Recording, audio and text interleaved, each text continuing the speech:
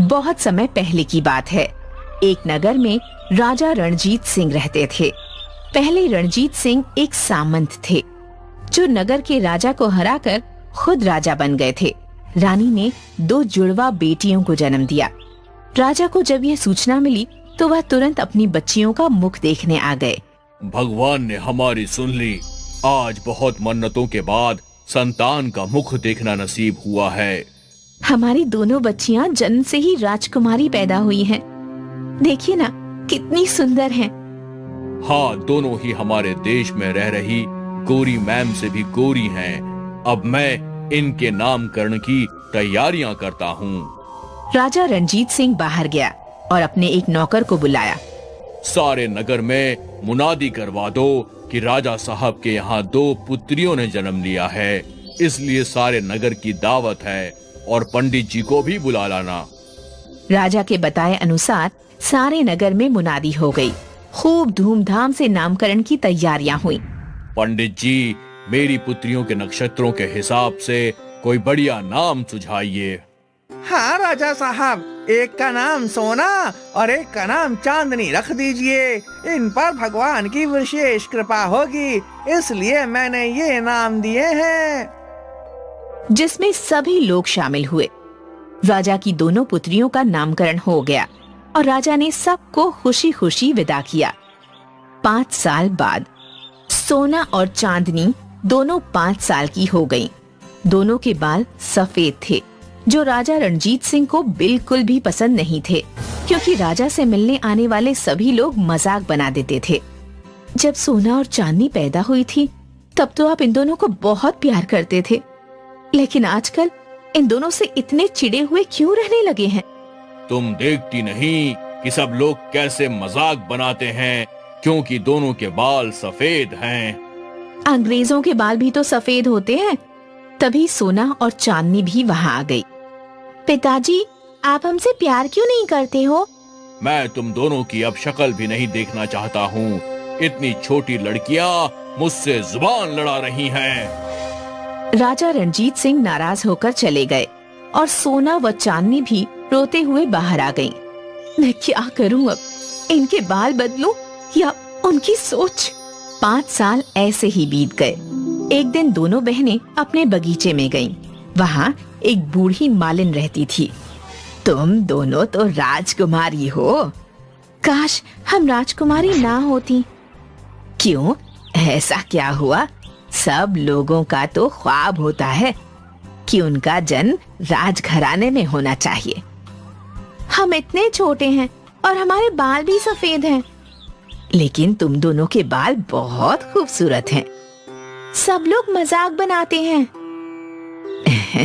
मेरे पास तुम्हें देने के लिए कुछ है, लेकिन किसी से कहना मत। हाँ दादी, जल्दी दिखाइए, ऐसा क्या है? बूढ़ी ने फावड़े से एक जगह खोदी और वहाँ से एक बक्सा निकाल कर लाई। बूढ़ी ने बक्सा खोला, लेकिन उसमें 2 जोड़ी सोने और चांदी के बाल थे जो चमक रहे थे। वाह, अद्भुत! ये कितने सुंदर बाल हैं। हाँ, और ये बाल मैं तुम दोनों को ही दूंगी। अब तुमको जो भी बाल चाहिए तुम ले सकती हो। मैं तो सोने के बाल ही लूंगी। नहीं नहीं, मेरा नाम सोना है। सोने के बालों पर तो मेरा ही हक है। लेकिन वो बाल मुझे अच्छे लग रहे हैं और ये मैं ही लूंगी। चांदनी तो सिर्फ चांदी के बालों के लिए बनी है, सोने के बाल मेरे हैं। ठीक है, मैं चांदी के ही बाल ले लेती हूँ। दोनों ने बाल उठा लिए।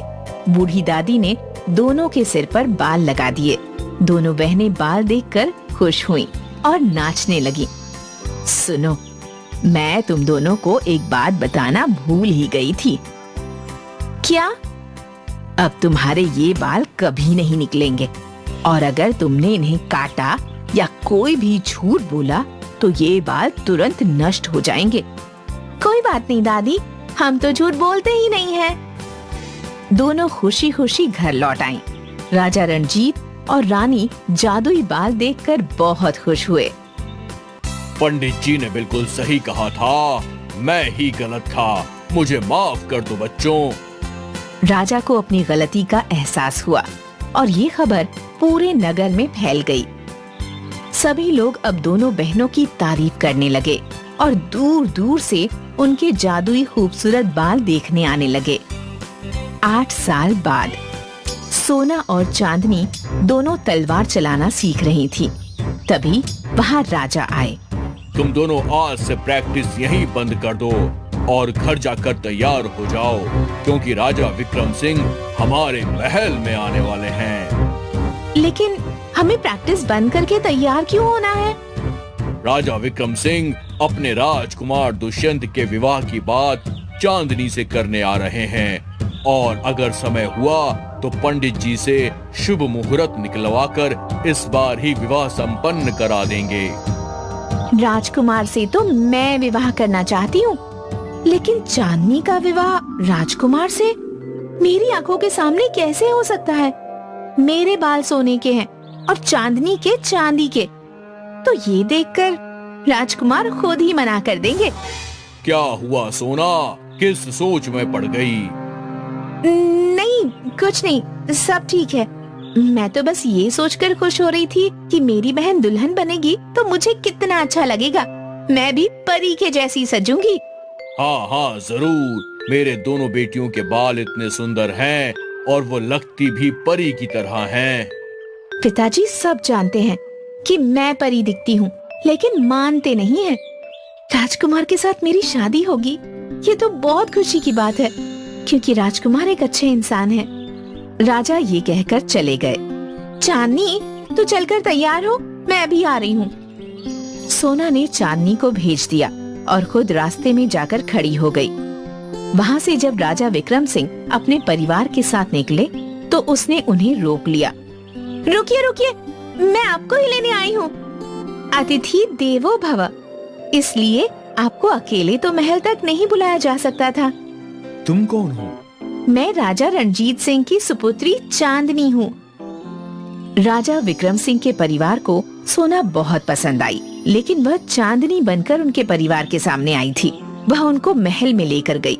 राजा ने उनका बहुत अच्छे से स्वागत किया। आपकी पुत्री चांदनी तो बहुत ही अच्छी और समझदार है, लेकिन आप कहाँ मिले? रास्ते में। उसके सोने के बाल हैं, वो हमारा स्वागत करने ही तो आई थी। बहुत संस्कारी है। सोने के बाल?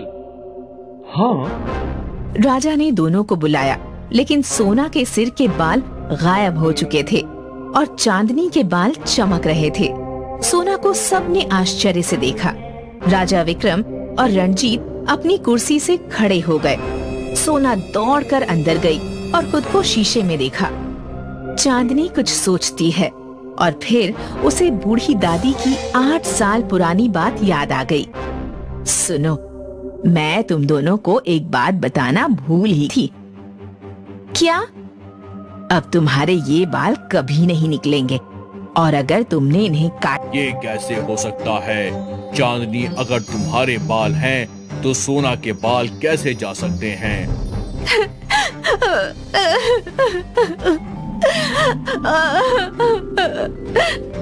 चांदनी कुछ सोचती है और फिर उसे बूढ़ी दादी की 8 साल पुरानी बात याद आ गई।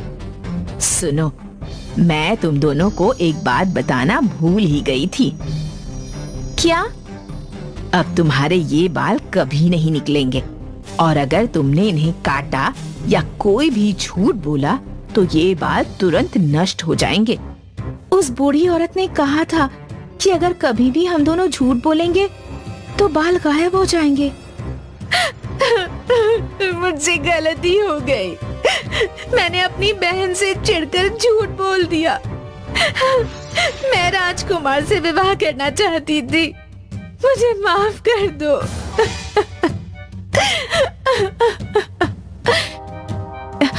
कोई बात नहीं सोना बहन, तुम अब भी राजकुमार से शादी कर सकती हो। और अगर ये बात तुम मुझे पहले बता देती तो मैं भी मना नहीं करती। मैं कितनी गलत थी, मुझे भगवान कभी माफ नहीं करेंगे। सोना का स्वार्थ और झूठ सबके सामने आ गया। विक्रम सिंह ने सोना से राजकुमार का विवाह कराने से मना कर दिया। सोना बहुत स्वार्थी है और उसे उसकी झूठ की सजा मिल गई है, लेकिन हम सोना से राजकुमार का विवाह नहीं कराएंगे।